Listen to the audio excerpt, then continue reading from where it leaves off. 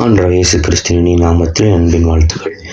இந்த நாளின் தியானத்துக்கு என்று தெரிந்து கொள்ளப்பட்ட வேத பகுதி சங்கீதம் 123:2. இதோ வேலைக்காரின் கண்கள் தங்கள் எஜமான்களின் கையை நோக்கி இருக்குமாம் போலவும், வேலைக்காரியின் கண்கள் தன் எஜமாட்டியின் கையை நோக்கி இருக்குமாம் போலவும், எங்கள் தேவனாகிய கர்த்தர் எங்களுக்கு இரக்கம் செய்யும் வரைக்கும் எங்கள் கண்கள் அவரை நோக்கி இருக்கிறது.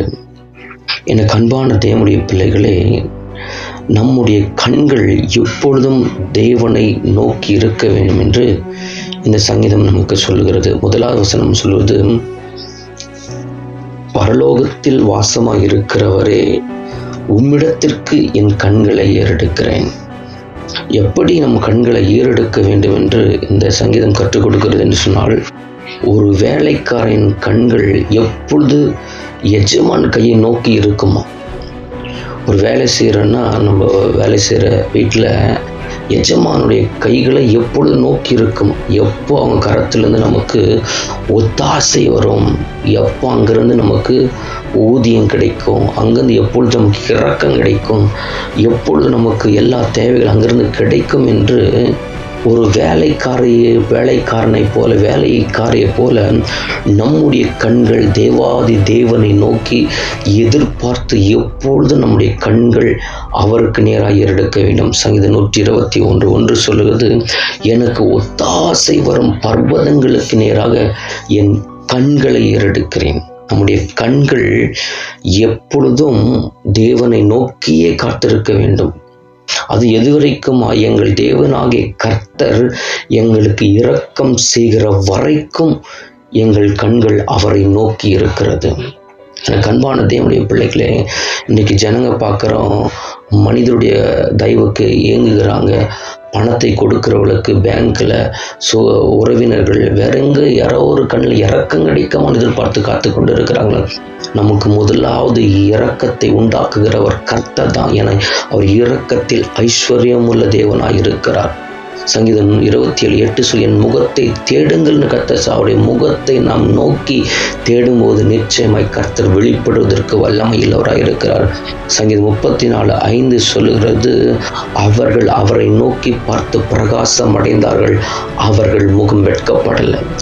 நாம் எப்பொழுதும் நம்முடைய கண்கள் தேவனை மட்டுமே நோக்கி காத்திருக்கும் என்று சொன்னால் நிச்சயமாய் ஒரு நாளும் வெட்கப்பட மாட்டோம். எனக்கு அன்பான தேவனுடைய பிள்ளைகளே, சங்கீதம் 34:15 சொல்லுது, கர்த்தருடைய கண்கள் நீதிமான்களை நோக்கி இருக்கிறதா. அப்போ நம்முடைய கண்கள் தேவனையே நோக்கி பார்த்து கொண்டிருக்கும் என்று சொன்னால் கர்த்தருடைய கண்கள் நம்மை கண்டு கொண்டிருக்கிறது. அவருடைய பூமி எங்க அவருடைய 7 கண்கள் உலாவிக் கொண்டு இருக்குது. கர்த்தருக்கு யாருக்கு இரக்கம் செய்வார்னு சொன்னா, கர்த்தரை நோக்கி காத்து கொண்டிருக்கிறபடி எப்பொழுது எங்களுக்கு இரக்கம் செய்கிற வரைக்கும் வேலைக்காரியின்